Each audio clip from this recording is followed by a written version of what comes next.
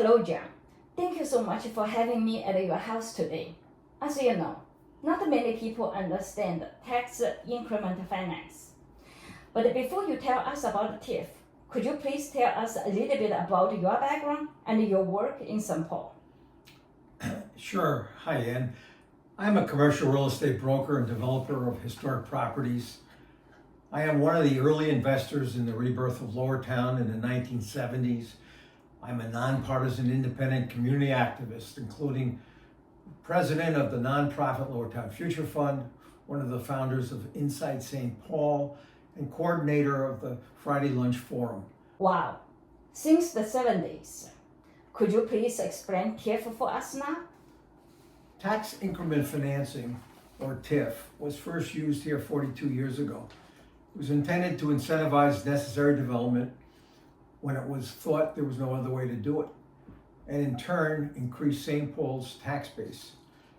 It relatively quickly became overused and abused, resulting in non-performing development and higher taxes for its residents, both owners and tenants.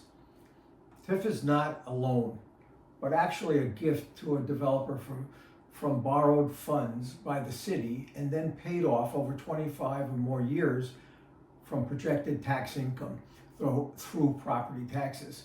Apparently unforeseen were the local service expenses, police, fire, public works, schools, and social services.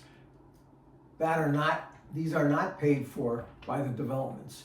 Even more damaging is the loss valuation of competitive tax-paying properties that lose tenants to new subsidized overdevelopment.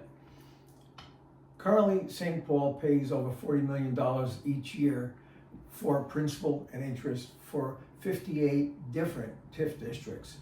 It has cost $950 million over the years paid to developers.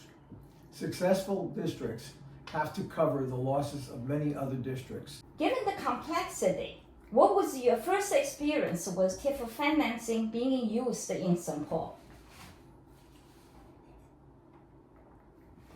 The first time I had to deal with TIF in St. Paul was when a series of TIF projects were approved downtown in the late 1990s. This included the Lawson Software Building, First National Bank project, and the Minnesota Mutual Building. Our downtown office market was then at a healthy 95% occupancy. But in just a few years of overdevelopment caused by TIF, our occupancy rate fell to 70%. It's been over 25 years and we've never recovered. This in turn allowed Madison Equities to buy 40% of our downtown real estate at depressed rates, seriously damaging our tax base. Now you can answer my burning question. Why did the city using TIF financing for the Highland Bridge for the site? The old Ford site, now Highland Bridge, was seen by the national real estate market as one of the most attractive sites for development in the upper Midwest region. City Hall used TIF as leverage with the master developer of Highland Bridge to require that 20% of new housing incorporate affordable housing. The city would capture the new tax increment to pay for up to $275 million in TIF granted to the developer. Housing development generates reduced tax base as compared to commercial. In most new development projects, developers provide new infrastructure as their cost of development. This is not done in St. Paul, and private investment has been turned down. If you could have advised the city at that time, what would you have recommended? Right now, like everywhere else, affordable housing is a priority. This need would be addressed much more effectively if we allowed developers to build projects in an open marketplace within zoning requirements and without other special restrictions. Let developers then pay competitive property taxes.